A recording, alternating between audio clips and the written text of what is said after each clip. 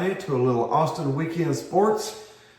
Just a heads up, this one isn't going to be too pretty. No, it's not going to be too pretty. We're going to talk about the Tennessee-Alabama game. Yeah. And we're going to discuss how poorly, let's just say, they played. Yeah, that was...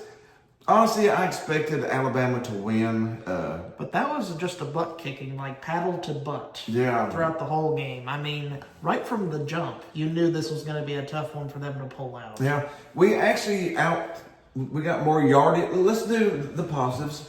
We got more yardage than they did. We were better in about 7 of the 10 statistics, except for the one that matters.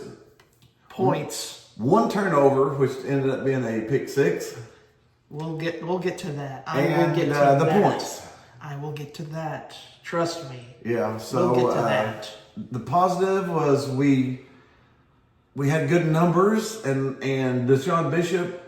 That's about it. Deshaun Bishop is a beast. He took right over where we needed him to be, right over from Samson.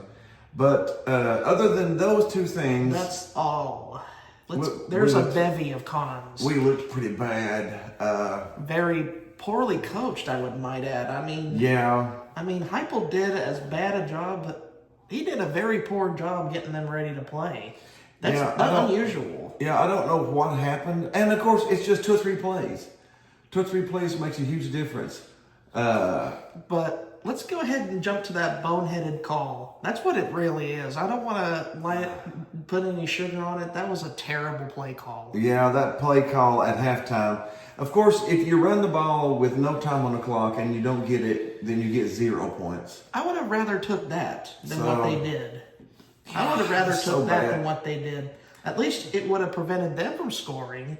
Giving up a pick six was the worst possible thing that could happen in that situation. And they did, because Halsley or Heupel, maybe both, decided somehow that little long developing slant pattern to Kitzelman was the right play there. Yeah. Instead of trying to use Bishop to run it up the middle.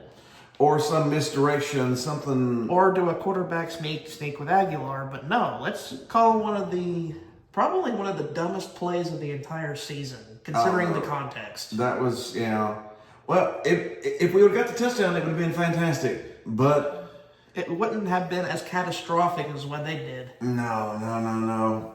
Even if we just kicked a field goal there, it would have been But let's just say, points. Even if we had that play work, the defense wasn't going to stop them on the other side of the ball. No. Our defense couldn't really get many stops at all. Alabama's offense was up and down the field pretty consistently. Only had a couple punts throughout the whole game. Other than that, 37 points for the Crimson Tide. The thing that I had the problem with the most was whenever we gave up the safety. I don't know why we called a play that took that long to develop at the goal line. I don't know why Halsley and Heupel approved of that call. You know you're on the goal line. Why would you call a play to where your quarterback steps back into the play line? And Alabama's defense has enough time to get to him. Why would you? Yeah. I would have much rather have a standard run up the middle. We'd only gave up just a couple sacks the entire year. But Alabama's defensive line kind of teed off on Aguilar. Gave up the most sacks we've given up all season. They got a dirty hit in there too that the refs didn't call. But that's another can of worms for another video. The refereeing accounts across the country, but especially in the SEC, has been suspect. But there wasn't a lot of positives. Wasn't that many positives to take out of this. And like I said, in the second half, Bishop, our offensive line leaned a little bit, and we got the running game going, and Bishop had a great second half. But that also brings up a problem with the play calling choices by Heupel and Halsley. How many rushing yards? I want to tell you how many rushing yards they had in the first half. 38. 38. Not that much.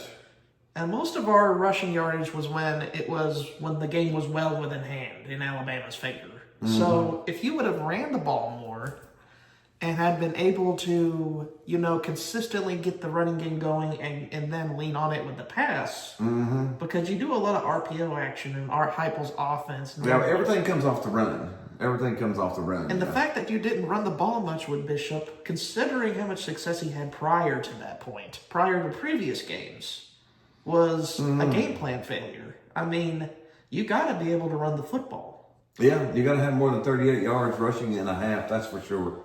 But again, if we would have just not thrown that pick six, the half would have been totally different. I would have much rather ran it up the middle and got nothing, rather than I hope we would have beat him up though if he would have ran it up the middle and then got 0 points at halftime. We'd have said, "Why didn't you throw the ball?" So I don't know. Because that pick six happened. Yeah, it was a hard game to watch and a hard game to figure out, to be honest. Now, do you have any more concerns about? I'm concerned about this defense.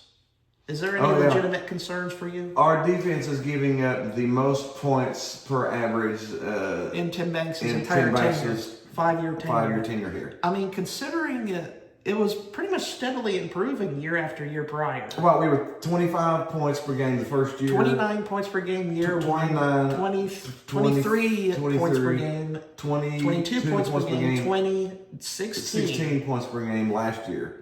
So we went from doing a little bit better each year down to 16 points last year to this year we're giving up 30. Which is the worst in his whole tenure here. That's probably what concerns me more than anything is how are we giving up 30 points a game?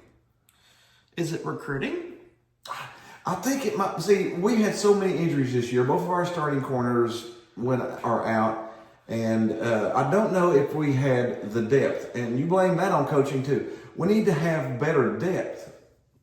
We need to be able to pull people in and not go from A to D. You know what I mean? I mean, last year you had one of the top 10 defensive units in all of college football. 16 points a game, yeah. Which is amongst the top 10. I think it was sixth in the nation in points allowed per game at 16. Yep. And for the first half of that season, we only gave up like 8 points per game. It's kind of staggering how much the defense had fallen from that point. Yeah, I said to go from 16 to 30 is a pretty stark jump. And we knew our offense, we wasn't for sure about our offense this year because of all of the chaos and the turmoil and everything. So we weren't really for sure about it. But again, we had good enough stats in that Alabama game to win. We had better stats than Alabama did. But situational football. That's where Kalen DeBoer had one step ahead of Heupel there is because his team was better at situations. Yeah. Situational football. That's one of the things that his team was good at where Heupel's team struggled. Yeah. So and that's what determined the game. Situational football. I mean, you can have all the best stats in the world, but you gotta execute situations. You gotta execute those key plays. Like the 1 yard line on 1st and goal. The 1 yard line, you don't do a 5-step drop back and a play that takes 4 or 5 seconds to develop at the goal line. I didn't understand that.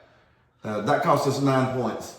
2 points and then the punt and the touchdown right off of it. So that was a 9-point swing in one play there. And then the pick six. Those two plays were 16 points. And we lost by 17. And that was key, Dad. I mean, you got to be situationally smart. Yeah, so I mean, like that's on execution too. I mean, you gotta make sure everything's properly put together. I mean, you can't leave the puzzle completely put together. You got to put the puzzle together. Well, now that we have hit sort of the bottom of the year here, this is sort of the bottom. So what we got to do next?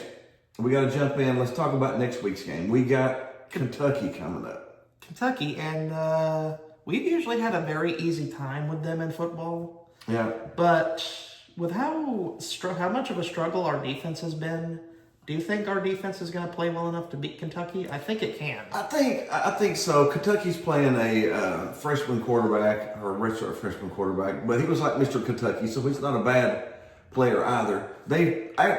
Kentucky actually outplayed Texas.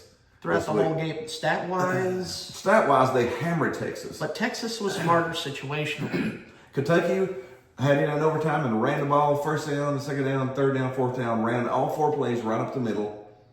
And nothing. And got nothing, and then all Texas had to do was just kick a field goal to win. Situational football, that's what ultimately wins games. Kentucky's not a bad team, and we're going to Kentucky. So we need to see how motivated this team, will they come together? Will they get motivated? Will they? Or did this games suck out all the energy from its locker room. Yeah, I think we're favored by 9.5 points over Kentucky, if I'm not mistaken. At Kentucky, which is basically a 2-touchdown game. So, and I believe the over and under is 54 or so like that. If we play up to our standards this time around and rally the troops, we will win. So we're favored like 31-19 or something, or 32 to or 33. 33 to 18 or something like that, or 32 to 18, something like that is what we're favored by. So we'll I will take that line because Kentucky has kind of struggled in SEC play this year. And our offense is explosive. If they click, we're going to score 35, 40 points. As long as we're... Alabama's the first game that we played that we didn't have at least 34 points. And honestly, we should have had 34. And we couldn't play football for tripping over our own feet in that game. It was hard to watch. Situational football. It was hard to watch from halftime on, honestly. After the pick six, it was hard for me to watch because I felt the stress and the anxiety of Alabama. Honestly, it's just that drains you. I mean, when you don't have when your coaches put you in a bad position, there's not much you can really do as a player other than to just go out and do it. Just go out and do it, yeah. But I'm like you. I think we bounce back. I think we've got some great players. We've got a great wide receiver core. We've got a great running back group. Hopefully, we'll have some more people healthy. Hopefully, this week. We don't know at this hopefully point. we can have the play calling be a little more balanced. They have the play calling balanced.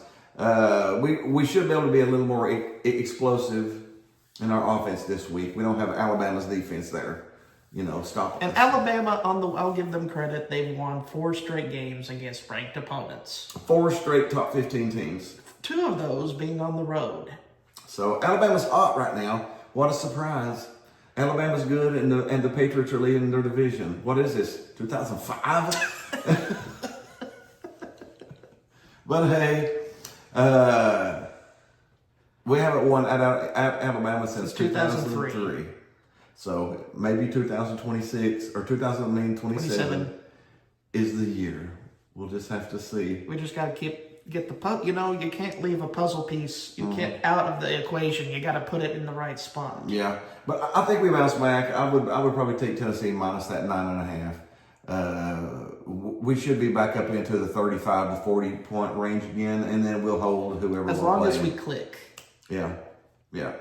I said we clicked last week. If we would have got that touchdown in the end zone at halftime, the momentum would have been ours going into the second half. So, but one play, and situational football. You got to execute situational football. Gotta execute it. But like I said, we're Tennessee fans. We're Tennessee fans through and through. We love our team, and we love our coaches. We love our players. We just want better. We just want our team to be. And I know we can be better. I know we can be better than what we were against Alabama. We should have beat Georgia if we could have made a couple little any plays. Situational football. Any one of those 3 situational football plays at the end of Georgia, we would have beat Georgia. And we beat everybody else on our plate. So we still have 10-2 on the plate here. But there seems to be a gap between Georgia and Alabama up here in the recruiting, and Tennessee somewhere here. I feel like we need to either beat them in a consistent way to really get our way up there, or just work even harder. We do need to have a better bench. We need to have better depth. We need to have better depth. We do. But we got Tennessee pulling the line against Kentucky. We think Tennessee will bounce back because we got a great team. Like I said, we got a great team. We got great coaches.